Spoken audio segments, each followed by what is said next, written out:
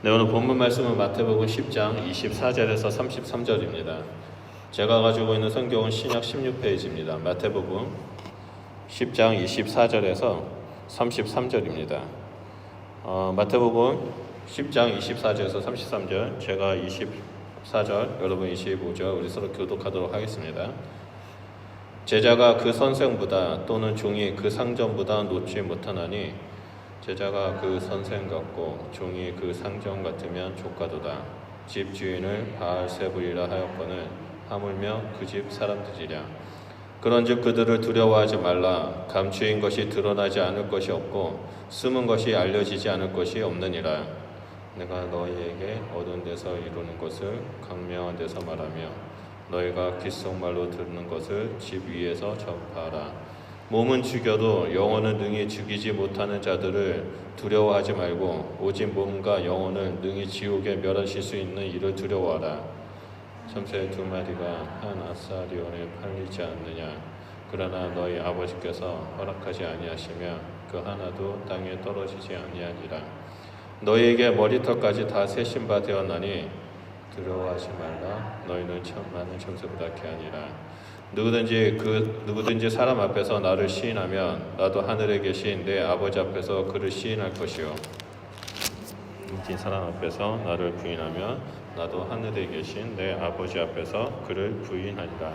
아멘. 네, 우리 말씀 듣기 전에 우리 기도하고 나아가도록 하겠습니다. 우리 기도할 때 터키하고 그리고 시리아를 위해서 좀 기도했으면 좋겠습니다. 벌써 사망자가 2만 명이 넘었고 그리고 20만 명이 아직도 그 건물 속에 매몰되어 있다고 합니다. 그리고 구조자가 너무나 부족하기 때문에 현재로는 20만 명 이상 사망할 걸로 예상하고 있습니다. 하나님 앞에 기도할 때 하나님 그 땅을 긍휼히 여겨주십시오. 터키와 시리아 땅 가운데 하나님 긍휼히 여겨주시고 도움의 손길을 보내주셔서 매몰되어 있는 사람들 가운데 구원해 주시고 그들 가운데 하나님의 살아계심이 선포되는 일들이 일어나게 해주십시오. 하나님 그 땅을 긍휼히 여겨주시고 그 땅 가운데 하나님의 은혜를 베풀어 주십시오라고 우리 터키와 시리아 그 지진단의 지역을 위해서 기도했으면 합니다. 그리고 그곳에 있는 선교사님들 지금 많이 애쓰고 있는데 그 터키와 시리아에 계시는 선교사님들 가운데도 하나님 함께 하시고 보호해 주시고 이 추운 겨울 가운데도 건강케 하여 주십시오라고 그 땅에 있는 선교사님을 위해서 기도하도록 하겠습니다. 더불어 우리 예배 가운데도 성령의 충만함을 위해서 우리 다 같이 주여 삼층하며 기도하도록 하겠습니다. 주여! 주여! 주여! 예수님 하나님 아버지 터키와 시리아 땅을 위해서 기도합니다. 하나님 그 땅의 지진으로 인해서 수많은 사람들이 죽어가고 있고 아직도 그 건물의 잔해 속에서 매몰되어 있는 사람이 20만 명 이상이라고 보고 있습니다. 하나님 그들 가운데 하나님 긍휼을 베풀어 주시고 하나님의 은혜를 베풀어 주시고 아버지 그 매몰된 상황 속에서 그 두려움 속에 있는 그들 가운데 하나님의 그 평안한 마음을 부어주셔서 하나님의 살아계심을 아버지 만나는 일들이 일어나시도록 허락하여 주시옵소서. 아버지 또한 추운 겨울에 아버지 하나님 그 생사를 오가고 있는 그 사람들과 또한 그 유가족들을 주님 보호하시고 함께 하시고 그들 가운데 하나님의 은혜를 베풀어 주셔서 하나님이 살아계심을 보는 일들이 일어나시도록 허락하여 주시고 아버지 그 하나님께서 역사하심을 보는 일들이 일어날 수 있도록 함께 하여 주셔서 또 하나님 전 세계에서 아버지 그 땅에 가서 아버지 사람들을 구하고자 많은 사람들이 가고 있고 또 많은 사람들이 돕고 있는 상황이 있습니다.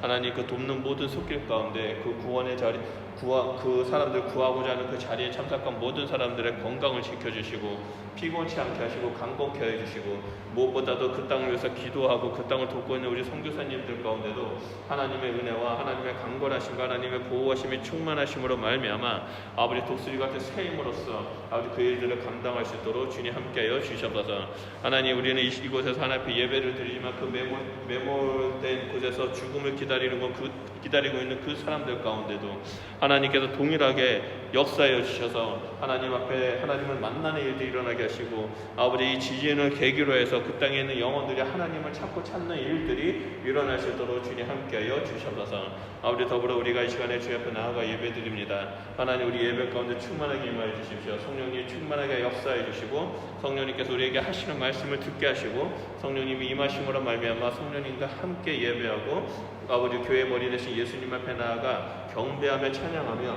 예수님의 이름을 온 땅 가운데 높이는 예배 시간이 될 수 있도록 성령 하나님 자장하여 주시옵소서. 하나님 감사합니다. 우리와 함께 하실 줄 믿습니다. 예수 그리스도 이름으로 기도드립니다. 이 하나님 그렇습니다. 하나님 우리와 늘 함께 해주셔서 감사드리고 우리 가운데 늘 은혜를 베풀어 주시고 우리 가운데 구름 기둥과 불 기둥으로 인도하시고 보호해 주셔서 감사드립니다. 성령님께서 날마다 우리와 동행하시고 보호해 주셨던 것처럼 아버지 지금 그 지진으로 인해서 절망 가운데 있는 그 영혼들 가운데도 성령 하나님 임하여 주시고 은혜를 베풀어 주셔서 그들이 살아계신 하나님을 찾는 일도 일어나게 하시고 하나님만이 창조주 하나님이여 모든 것을 주관하신 하나님이시라는 사실을 깨닫고 주님 앞에 나와 엎드려 구하는 일들이 아버지 그 땅 가운데 일어나게 허락하여 주시옵소서. 그리고 그 땅을 아버지 지금 구호하고 그 땅을 구호 물품을 가지고 찾아가는 수많은 기독교 구호단체를 통해서 아버지 그곳에 복음이 선포되게 하시고 그 건물 속에 매몰된 건물 속에 있는 그 수많은 사람들이 구원받는 일들이 일어나게 하시고 그들 가운데 아버지 희망을 버리지 아니하고 계속해서 하나님께서 나를 구원하실 거라는 그 믿음 가운데 설 수 있도록 성령 하나님 그들의 마음을 붙잡아 주시옵소서. 또한 무엇보다도 주님 선교사님들을 위해서 기도드립니다. 무슬림 지역에서 선교할 때 아버지 목숨을 걸고 선교하고 있음에도 불구하고 그 지진 지역으로 달려가서 구호하고 돕고 있는 그 선교사님들 가운데 하나님의 은혜와 하나님의 사랑과 또한 하나님 그들의 영혼육을 강건하게 붙잡아 주셔서 안전하게 모든 사역을 감당할 수 있도록 하나님이 주신 사명을 잘 감당할 수 있도록 도와주시옵소서. 그리고 그분들 가운데 하나님의 은혜가 충만함으로 말미암아 그 한마디 한마디와 행동 하나하나를 통해서 그곳에 있는 사람들이 하나님의 은혜를 받고 위로받고 격려받는 일들이 일어날 수 있도록 주님 함께하여 주시옵소서. 아버지 우리 예배 가운데 충만하게 임하여 주시고 예배를 통해서 하나님 앞에 나아가는 저희들이 될 수 있도록 역사하여 주시옵소서. 주님 감사합니다. 예수 그리스도 이름으로 기도드립니다. 아멘. 네, 우리 옆에 분하고 인사할까요? 우리 두려워하지 맙시다 라고 인사하도록 하겠습니다. 오늘 본문 말씀 주제는 두려워하지 말라입니다. 그래서 말씀을 천천히 읽어보면 예수님은 제자들에게 두려워하지 말라라는 그 말씀을 3번 반복해서 하십니다. 그래서 예수님께서 항상 중요한 얘기를 하실 때 반복을 하시죠. 보통 3번 반복을 하시는데 오늘 말씀에서도 예수님은 3번 반복하시는 게 두려워하지 말라입니다. 그래서 말씀의 배경을 잠깐 살펴보면 10장 1절에 예수님은 12제자를 부르시고 12제자의 목록이 쫙 나오죠. 리스트가. 그리고 10장 5절에 12제자들을 세상 가운데 보내기를 결정합니다. 그런데 예수님께서 이 제자들을 향하여 이스라엘의 잃어버린 양에게 가라고 말씀하실 때 그 예수님의 목자의 심정이 16절에 나옵니다. 어떻게 나옵니까? 마치 이리 가운데 양을 보내는 것과 같다라고 말씀하시죠. 그러면서 예수님은 제자들에게 너희가 박해를 받을 거고 핍박을 받을 거야 라고 말씀하십니다. 그래서 세상에 보냄을 받을 제자들을 사람들이 공의에 넘기고 회당에서 채찍질하고 감옥에 넣고 총독과 임금들 앞에서 끌고 갈 것이라고 말씀하십니다. 그리고 형제가 형제를, 부모가 자녀를, 자녀가 부모를 죽음 가운데 내몰 것이다 라고 말씀하시죠. 이 말을 들었던 이 제자들의 마음은 어땠을까요? 예수님의 말씀, 그 핍박받는 것에 대한 얘기를 구체적으로 들었을 때 제자들은 두려워했을 것입니다. 그런 제자들에게 예수님께서 뱀같이 지혜롭고 비둘기같이 순결하면서 끝까지 믿음으로 인내하라고 말씀하시고 그리고 오늘 본문 말씀에서 두려워하지 말아라 라고 3번 반복 얘기하십니다. 그러면서 왜 두려워하지 말아야 할지 이 세 가지의 이유에 대해서 말씀하시죠. 우리가 그 이유를 좀 살펴보려고 합니다. 그 첫 번째로 두려워하지 말아야 하는 이유가 예수님께서 먼저 그 고난의 길, 핍박의 길을 걸어갔기 때문입니다. 그래서 24절과 25절 말씀을 보면 제자가 그 선생보다 또는 종이 그 상전보다 높지 못하나니 제자가 그 선생 같고 종이 그 상전 같으면 조카도다.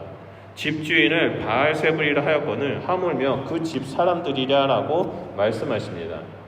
일반적인 상식으로 우리가 생각할 때 당연히 제자는 스승보다 높지 못합니다. 그리고 종은 또 주인보다 높지 못합니다. 왜냐하면 제자는 스승의 가르침을 받는 존재이고 종은 주인의 명령을 받는 자이기 때문입니다.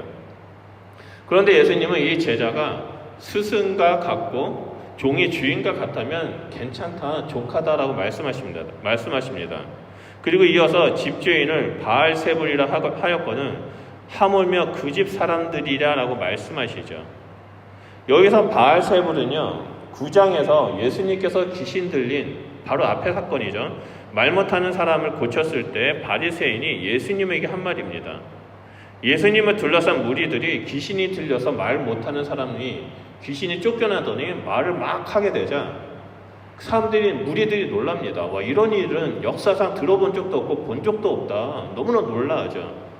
하지만 그 자리에 있던 바리새인은 그 예수님의 기적을 목격함에도 불구하고 예수님을 인정하지 않습니다. 오히려 귀신의 왕 바알세불의 힘에 의지해서 그 귀신을 쫓아냈다라고 말을 합니다. 이런 상황을 이해한다면 왜 예수님께서 왜 제자와 스승, 종과 주인의 비유를 하시고 바알세불의 얘기를 했는지를 이해할 수 있습니다. 즉 제자가 선생과 같고 종이 주인과 같으면 족하다라는 말씀은 예수님조차 바리새인으로부터 바알세불이라고 모욕적인 말을 들었는데 예수님을 선생으로 따르는 너희들이야 그런 일이 없겠냐라는 의미인 겁니다. 앞의 내용에서 온갖 핍박과 박해에 대한 내용을 통해 선생이 되시는 스승이 되시는 예수님은 박해를 받을 것이고 고난의 길을 걸어가게 될 것인데 예수님을 따르는 제자들은 그 고난의 길, 박해를 피할 수 없다라고 말씀하신 것이죠. 그래서 앞에 계속해서 좁은 문으로 들어가라, 좁은 길로 걸어가라라고 예수님께서 미리 말씀하시는 겁니다. 예수님은 천국 복음을 전하기 위해서 우리를 구원하시기 위해서 친히 고난과 핍박의 길을 걸어가셨습니다. 우리를 구원하시기 위해 십자가의 길을 걸어가셨습니다. 그런 예수님이 제자들을 부를 때 나를 따라오라라고 말씀하셨죠. 그 말씀의 의미는 내가 고난의 길, 십자가의 길을 갈 테니 제자인 너희들도 내 뒤를 따라서 그 길을 걸어오라라는 말씀인 것입니다. 우리는 나를 따르라는 말에 오직 너는 사람을 낚는 어부가 될 거야라는 것에 집중하게 되는데 이 말씀에는 어부가 사람을 낚는 어부의 길이기도 하지만 고난의 길이고 핍박의 길이고 조롱의 길이며 또 이 길은 수많은 어려움을 당하는 길이라는 것을 알 수 있습니다. 하지만 이 길의 끝은 무엇이 있습니까? 생명이 있습니다. 그런 제자들에게 예수님은 10장 19절에 염려하지 말아라. 너희 아버지 성령이 함께 할 거야. 성령님께서 너희가 무슨 말을 할지 다 알려줄 거야 라고 알려주십니다. 제자들은 이 예수님의 말씀에 따라 가르침에 따라 신실하게 고난의 길을 걸어갔죠. 죽음도 두려워하지 아니하고 성령님과 함께 이 좁은 길을 걸어갔습니다. 그래서 사도행전 8장을 보면 제자들뿐만 아니라 예수님을 믿는 자들이 핍박을 피해서 예루살렘에 모여있던 그 믿음의 공동체가 어떻게 됩니까? 사마리아와 유대와 땅끝까지 흩어져서 복음을 전하게 됩니다. 그리고 결국엔 그 복음이 온 세계 가운데 선포되었고 우리 역시 그 복음을 듣고 예수님의 제자가 되었죠. 그래서 이 말씀은 시대를 초월하고 지역을 초월해서 오늘날 우리에게도 동일하게 적용이 됩니다. 우리는 이 예수 그리스도를 믿는다는 이유 하나 때문에 조롱을 당하기도 하고 불공평한 일을 당하기도 합니다. 요즘 젊은 세대들이 결혼하지 말아야 할 대상 1위가 누군지 아십니까? 기독교인입니다. 친구가 되지 말아야 할 대상 1위가 기독교인이고 여자친구, 남자친구를 만들 때 제일 먼저 상대방의 조건을 보는 게 종교가 기독교인이냐 아니냐입니다. 그래서 기독교인의 여자친구를 만나고 기독교인의 남편, 기독교인의 부인을 만나면 집안을 말아먹는다라고 사람들이 그렇게 말을 하기 때문에 기독교인을 절대 만나면 안 된다라고 말하죠. 또한 직장에서 교회를 다닌다는 이유 하나 때문에 말씀대로 살려고 노력하면 유별난 사람이라고 보고 피하는 일들이 요즘 시대에 나타나고 있다고 합니다. 게다가 차별금지법이 생겨서 믿음을 소유한 사람들을 어떻게 합니까? 더 역차별하는 시대가 오늘날입니다. 그렇기 때문에 오늘 본문 말씀은요, 제자들에게만 적용되는 것이 아니라 오늘날 그리스도의 제자, 하나님의 자녀, 성도로 살아가는 우리에게도 동일하게 적용됩니다. 우리가 말씀대로 살려고 하면, 믿음의 길을 걸어가려고 하면 어김없이 세상은 우리를 조롱합니다. 어두움은 빛을 싫어하기 때문에 끊임없이 그 빛을 소멸하기 위해서 풍랑을 던지고 비를 보내고 수많은 일들을 우리 가운데 던져버립니다. 공격을 합니다. 사단은 예수 그리스도를 미워하기 때문에 그리스도를 따르는 그리스도인인 우리 또한 미워할 수밖에 없습니다. 그래서 우리를 끊임없이 유혹하고 공격하고 염려와 근심과 두려움에 빠지도록 만듭니다. 그래서 신앙의 길을 떠나도록 만들어버리죠. 하지만 예수님은 그런 우리들에게 뭐라고 말씀하십니까? 두려워하지 말라고 말합니다. 그래서 우리는 그 예수님 때문에 우리는 넘어지지 않습니다. 넘어진다 할지라도 우리는 다시 일어나서 믿음의 길을 걸어갑니다. 그 이유는 간단합니다. 예수님께서 이미 그 길을 걸으셨고 그 길에서 승리하셨기 때문입니다. 그렇기 때문에 우리는 이 세상의 조롱, 사단이 주는 고난과 어려움이 온다 할지라도 담대하게 예수님께서 승리하신 그 길을 따라 성령님과 함께 걸어가기만 하면 되는 거죠. 그래서 이 모든 상황을 보고 두려워하는 것이 아니라, 염려하는 것이 아니라, 근심하는 것이 아니라 예수님만을 바라보며 두려워하지 말고 믿음의 길을 걸어가라라고 예수님께서 지금 말씀하고 계시는 겁니다. 그리고 두 번째로 두려워하지 말아야 하는 이유는 모든 비밀이 다 드러날 것이다 라고 말씀하셨다는 겁니다. 우리 다 같이 26절 말씀 보겠습니다. 26절 말씀 시작. 그런즉 그들을 두려워하지 말라. 감추인 것이 드러나지 않을 것이 없고 숨은 것이 알려지지 않을 것이 없느니라. 아멘. 여러분, 이 말씀은요 마지막 때의 심판날을 상기하는 말씀입니다. 다시 말해서 요한계시록에 나오는 백보자 심판 때에 그 날을 상기시킵니다.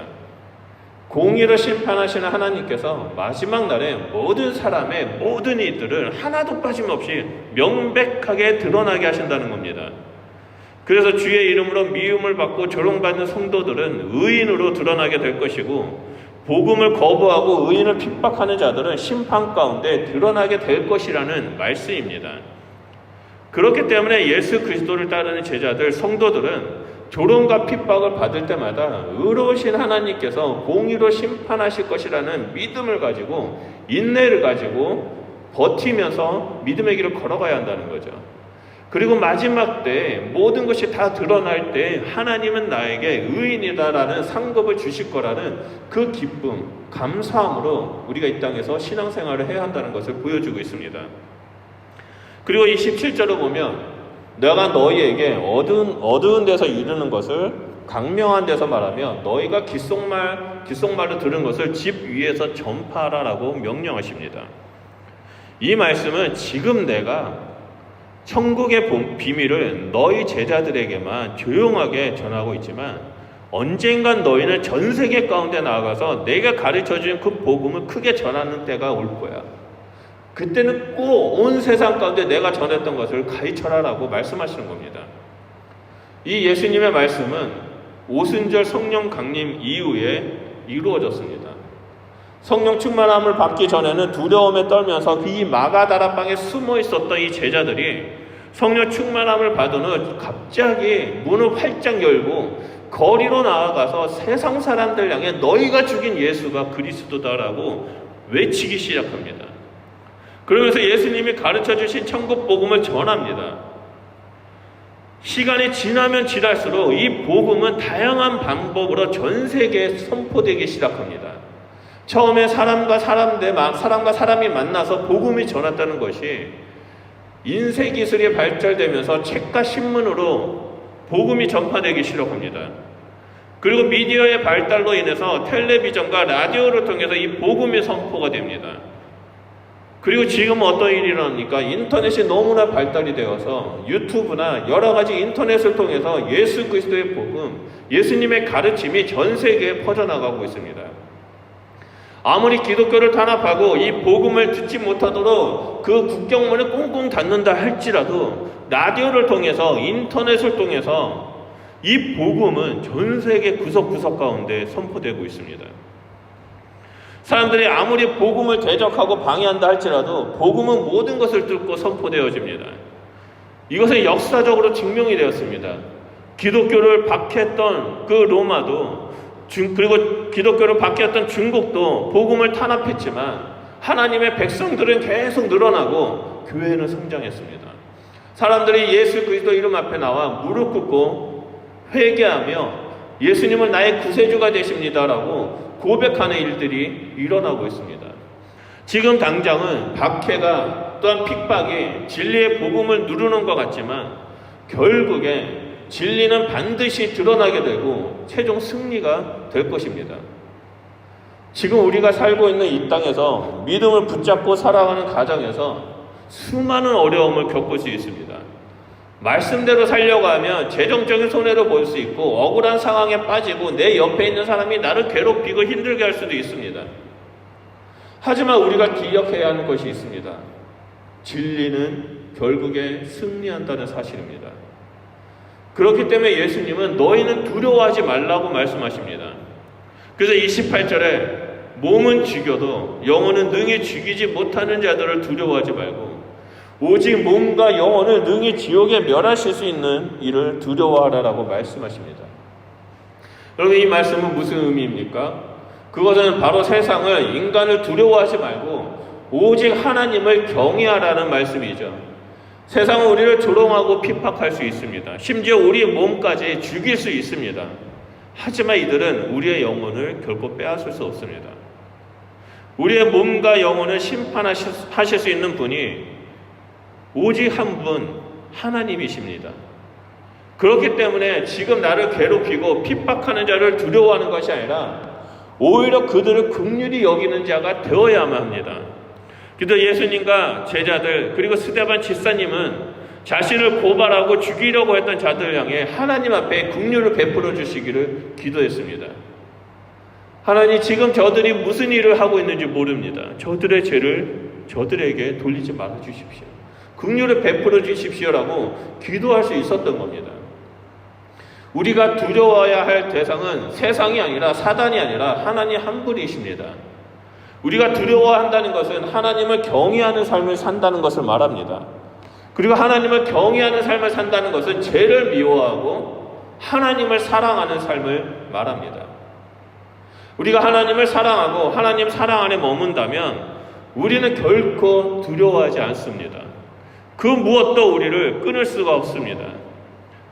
오늘 함께 예배를 드린 우리 성도님들은 늘 하나님을 경외하는 삶을 사시기를 축복합니다. 그래서 늘 믿음으로 인내하면서 승리하는 그 하나님의 백성이 되어서 하나님과 함께 이 땅에서 믿음의 길을 걸어가는 자가 되시길 바랍니다. 그리고 마지막 세 번째로 예수님은 하나님께서 보호하시니까 절대 두려워하지 말라라고 말씀하십니다. 29절에서 31절의 말씀을 보도록 하겠습니다. 참새 2마리가 한 아사리온에 팔리지 아니었느냐?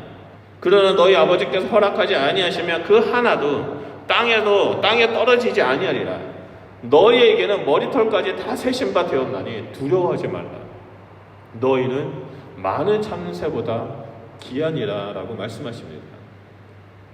예수님은 참새와 머리털의 비유를 통해서 제자들을 보호하신다라고 말씀하십니다. 먼저 참새의 비유를 살펴보면요, 참새 2마리가 한 아사리온에 팔린다고 말씀하십니다. 근데 누가복음에서는요, 참새 5마리가 한 아사리온에 팔린다고 말합니다. 예수님은 수많은 새들 중에 참새를 말씀하신 이유가 있습니다. 당시의 참새는요, 가장 많은 새이기 때문에 말한 것이 아닙니다. 이 참새는 당시 시장에 가장 싸게 판매하는 고기였습니다. 여기서 말하는 한 아사리온 한 개, 그 화폐 단위는요, 로마 시대의 가장 낮은 동전 화폐 가치입니다. 오늘날 말한다면 1센트이죠. 1센트보다 더 낮은 건 없죠. 한국에서 말하면 1원보다 더 낮은 1전. 그래서 1센트에 참새 2마리를 살 수 있을 정도로 가장 값어치가 낮은 것이고 가장 싸구려인 것을 말합니다. 보잘것없는 것을 말합니다. 낮은 것을 말합니다. 이렇게 아무것도 값어치도 없고 보잘것도 없고 싸구려라 할지라도 하나님께서 이 참새들을 보호하고 있는데 하물며 많은 참새보다 귀한 너희들을 보호하지 않겠냐라고 하나님께서 말씀하시고 있는 겁니다. 마태복음 8장을 보면요, 풍랑을 잠잠케 하시는 예수님의 모습이 나옵니다. 갈릴리 바다 건너편으로 배를 타고 가는 도중에 예수님의 일행은 거친 풍랑을 만납니다. 이 파도는 미쳐 날뛰고 풍랑은 점점 더 거세지자 제자들은 죽음의 공포에 빠지게 됩니다. 반면에 예수님은 아주 편안하게 주무시고 계시죠. 제자들이 아무리 노력해도 배가 침몰해서 죽을 수밖에 없는 상황이 되자 예수님을 깨워서 도움을 요청합니다. 근데 예수님은 일어나자마자 제자들을 책망하죠. 어찌하여 두려워하느냐, 믿음이 적은 자들아 라고 책망하십니다. 이 말은 하나님께서 보호하시는데 도대체 왜 걱정하느냐라고 말씀하시는 겁니다.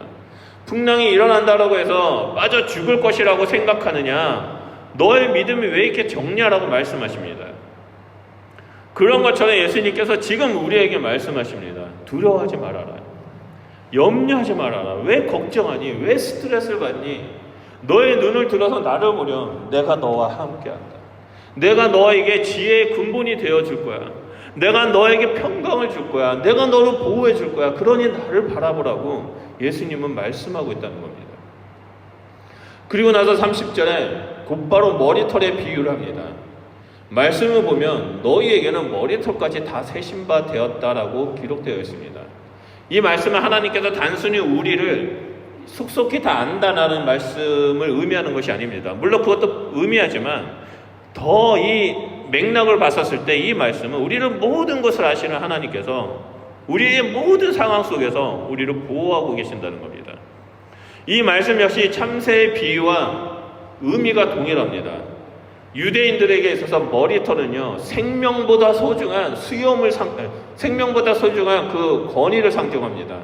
그래서 머리털과 수염을 누군가가 강제로 만지거나 누군가가 강제로 밀었을 때 내 생명보다 소중한 명예, 나의 권위를 무시하는 아주 심각한 모욕하는 수치를 당하는 그런 것으로 여겼습니다. 생명보다 소중한 그 권위와 명예를 상징하는 이 머리털인데, 이 아이러니하게도 이 머리털은요, 인간의 몸에서 가장 소홀하게 여기는 부분입니다.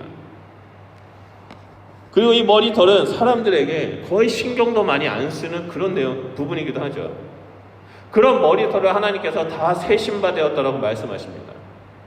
한마디로 네가 가장 소중하게 여기는 것서부터 가장 소홀히 여기는 모든 부분까지 하나님께서 다 알고 계시고, 하나님께서 다 보호하시고, 하나님께서 다 개입하셔서 협력하여 선을 이루시고, 마지막 심판 때 너의 모든 것들을 의로운 자로 세워주신다는 것을 의미합니다.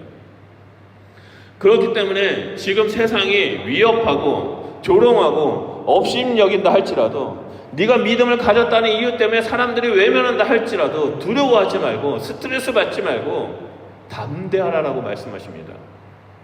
왜냐하면 참새 한 마리까지 하나님의 허락 없이는 땅에 떨어지지 않고 우리의 머리털까지 다 세신 바 되었기 때문입니다.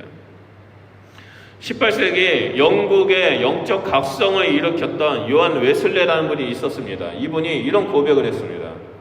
내게 향하신 하나님의 뜻을 다 이루기 전까지는 나는 절대 죽지 않는다. 이 요한의 말씀처럼, 요한 웨슬레의 말처럼 고백처럼 우리는 이 땅에서 하나님의 뜻을 이루는 자로 부르심을 받았습니다. 그리고 하나님은 우리가 하나님의 뜻을 이루도록 우리의 영혼육을 친히 보호해 주시고 주관해 주십니다. 그렇기 때문에 하나님의 뜻을 이루기 전까지는 우리는 절대 죽지 않습니다. 그것이 아무리 전쟁터이다 할지라도, 그것이 아무리 죽음의 현장이라 할지라도 우리가 하나님의 뜻을 이루기 전까지는 우리는 죽지 않고 하나님께서 끝까지 보호하시고 함께 하신 겁니다. 우리가 어떤 상황에 있든지 우리가 해야 할 것은 믿음의 인내 가운데서 지금 나에게 주어진 하나님의 뜻은 무엇인가라고 묵상하고 분별하는 자가 되어야 합니다. 그래서 32절 말씀처럼 나를 괴롭히고 조롱하는 사람이 있다 할지라도 주인 대신 하나님 아버지의 주권을 인정하고 시인하는 삶을 살아야만 합니다. 그럴 때 우리는 예수 그리스도와 함께 영원한 삶을 누리는 그리스도인이 된다는 것입니다. 오늘 함께 예배 드리는 우리 시티스 부흥회 성도님들은 날마다 이 하나님의 말씀을 기억하면서 삶 속에서 적용하는 그리스도인이 되시길 바랍니다. 매일의 삶 속에서 사람들 때문에, 일 때문에, 여러 가지 상황 때문에 염려와 근심과 스트레스를 받는 것이 아니라 이 모든 것을 예수 그리스도 이름으로 끊고 오직 선한 목자 되시 예수 그리스도 안에 머무는 자가 되시길 바랍니다. 예수님은 이미 모든 것을 다 겪으셨고 예수님은 모든 것을 승리하셨으며 우리의 모든 것을 아시는 예수님께서 우리를 보호하고 계십니다. 그래서 하나님께서 부어주시는 이 샬롬, 세상이 줄 수 없는 그 평강을 누리면서 이 땅에 믿음의 길을 걸어가는 예수 그리스도의 제자가 되시길 주님의 이름으로 축원드립니다. 우리 말씀을 기억하면서 기도하는 시간을 갖도록 하겠습니다. 여러분은 지금 어떠한 상황에 있습니까? 어떠한 마음속에 있습니까? 여러분의 기도 제목은 무엇입니까? 여러분을 누르고 있는 스트레스와 여러분들을 힘들게 하는 상황이 무엇이 있습니까? 여러분에게 두려움을 주는 것은 무엇이 있습니까? 하나님께서는 두려워하지 말라고 말씀하십니다. 염려하지 말라고 말씀하십니다. 하나님께서는 지금 내가 너와 함께하고 있다. 내가 이미 모든 상황을 승리를 했다. 이 모든 것을 내가 이미 2000년 전에 인간의 몸으로 와서 다 겪었고 내가 그 길을 걸어가서 승리하는 삶을 살았고 그 승리하는 길로 너희를 인도하고 있다. 그러니 너희는 두려워하지 말고 항상 기뻐하고 쉬지 말고 기도하고 범사에 감사하라고 말씀하고 있습니다. 여러분 이 시간에 우리 기도할 때 하나님 내 삶을 이뤘습니다. 내가 두려워하지 않겠습니다. 항상 기뻐하겠습니다. 내가 항상 쉬지 말고 기도하겠습니다. 범사에 감사하겠습니다. 제 삶 가운데 역사해 주십시오. 내가 하나님을 경외하는 자가 되겠습니다.